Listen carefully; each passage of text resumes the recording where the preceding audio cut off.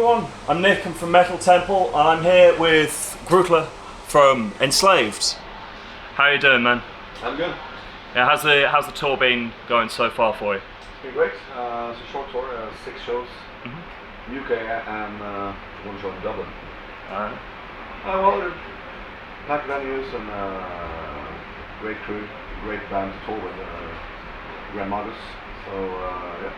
Yeah, man. Easy going and great. Yeah, I mean, I've been following both the bands for a little while. I mean, you know, it's as a tour with 2 bands on it for so long. Have there been any of those kind of, you know, those stories that come up? You got any funny moments from the tour? It's been too short for that, I think. Not really any disasters except our drummer getting drunk. That was like a tosser is, you know. Fair enough. No, I mean, I think we're all a bit too old for those, you know, drugs and prostitute-related bullshit. So no Spinal Tap moments for you this time around? I mean, it's always Spinal Tap moments. You can never find a way to the stage or get lost inside the venue, of course. That's just the way it is. It's not even funny, you know. No, I've done that before. Yeah. Yeah, right. So you know, there are sort of lots of labels that have been put on the music of Enslaved. Why do they do that? I mean, fuck it. I don't know. I don't know, but sort of, you know, it doesn't. From what I gather, it doesn't quite fit necessarily with one of them, or it sort of fits with lots of them. I mean, sort of, whereabouts do you kind of place where Enslaved come, and sort of, you know, can you describe maybe the difference between the way you sort of perceived your music and what you were doing with it when you started and the journey to now? Well, as you probably realised, I don't give a fuck about labels. It's all about making. I mean, it's always about making interesting music for yourself, and it's all about evolving as a band, as musicians. And the only reason we do this is because we enjoy it, and we enjoy the challenge we put on ourselves to make interesting music. And it's really not that interesting if people look at it as extreme metal or black metal or rock and roll or whatever. I mean, it's all down to the quality of the music anyway. So the labeling and the genre chat can be left to internet forums and people that have nothing better to do. I guess it's fun. Yes. Fair enough. You know, there's lots of different sounds that you guys call upon, sort of from in the music. I mean, even in the latest album, there was, I can't even read my own writing. What's it called that? Between Our new album, I can't even read my own later. No, exactly. No, the you know, there are some of the, you know, very heavy songs with the very kind of growl out sort of vocals, and then there are some really sort of luscious, beautiful melodic moments as well.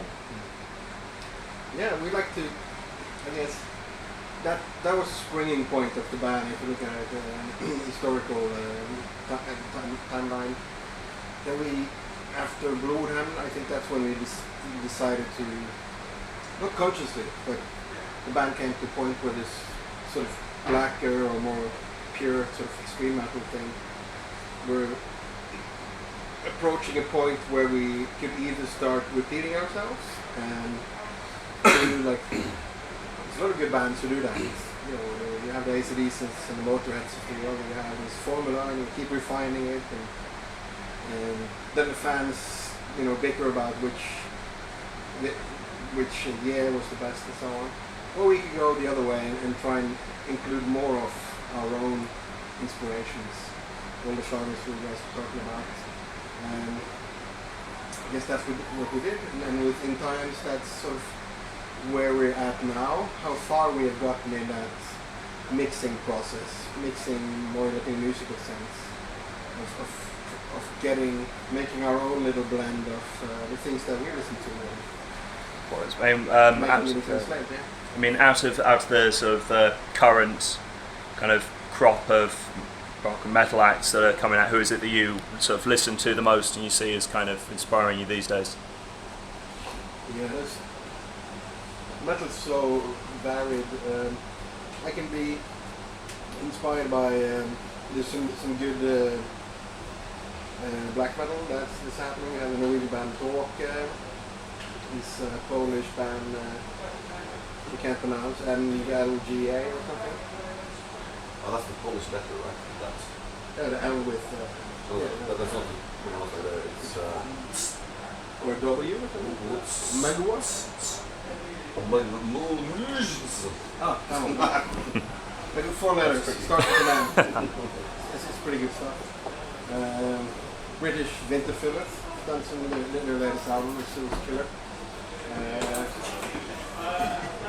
And then there's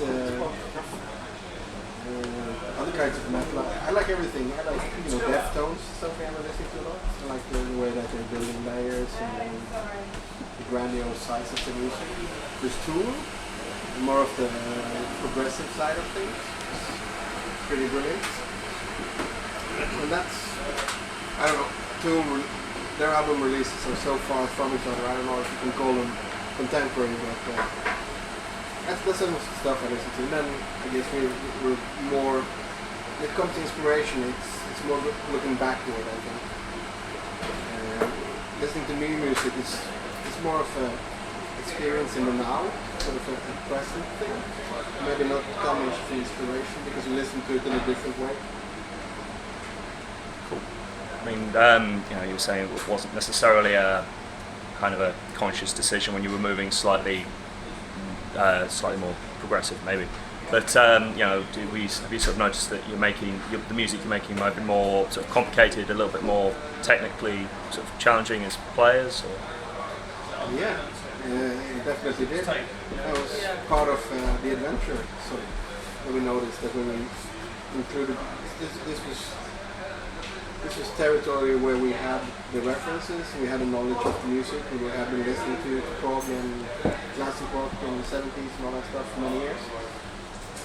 But playing it is a whole different thing, and also we wanted to play in a way that sounded like Enslaved, and didn't sound like the Enslaved guys being a cover band playing authentic 70s.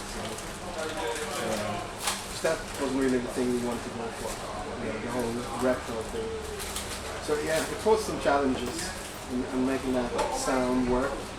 Coming from a band where we're used to building like huge walls of sound, and had to strip that down and have more of an honest sound, especially when it comes to that kind of fast playing. You take away all that, and you can hear every little note. It's a little bit difficult. So, yeah.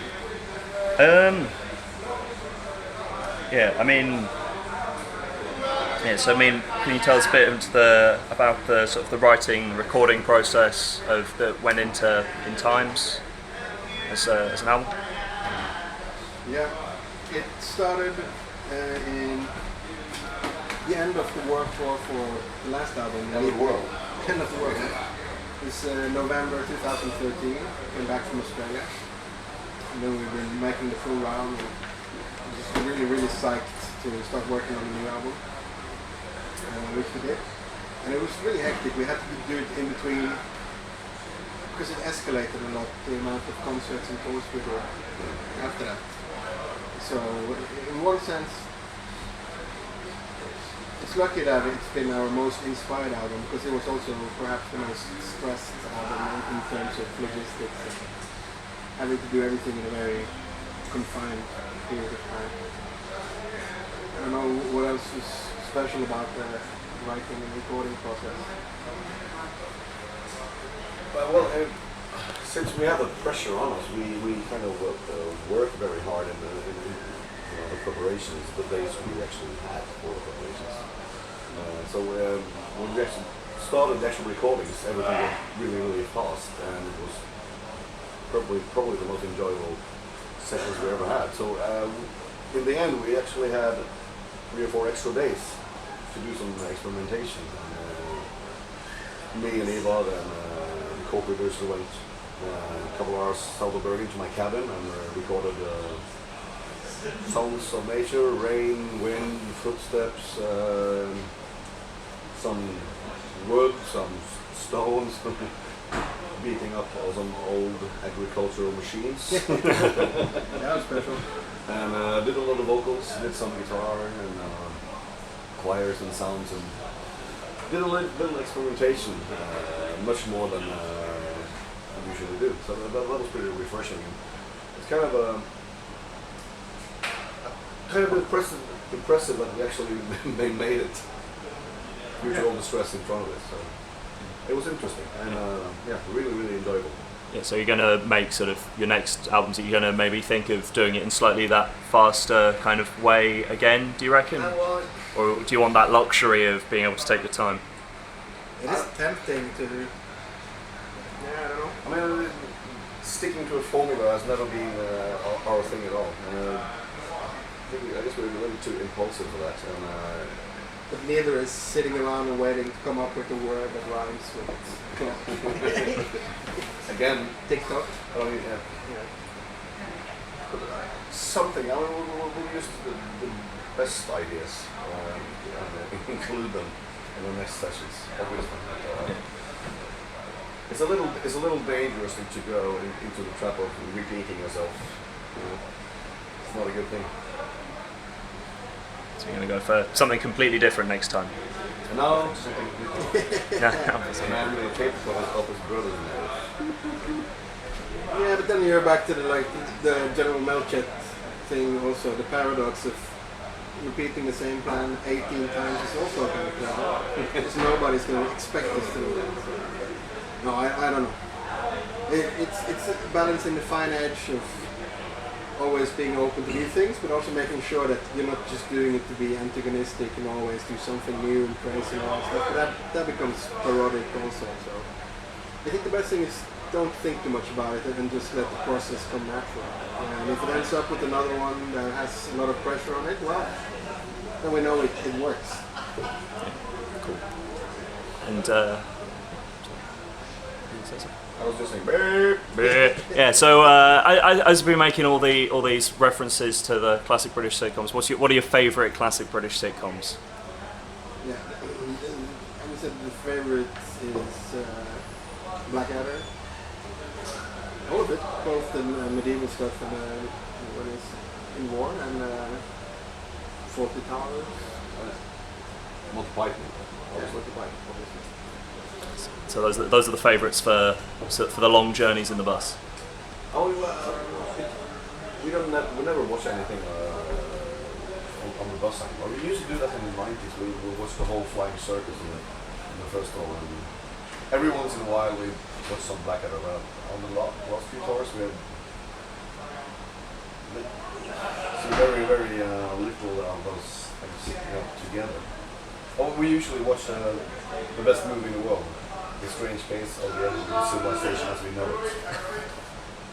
Have you I don't think I've seen that one. You haven't seen that one? I don't think I have. It's a low budget John Cleese movie. John Cleese and Okay. Arthur Lowe. I think I'll Amazing. definitely have to check that out. Oh yeah. Excellent. Right. Thank you very much, guys. It's been a pleasure talking to you.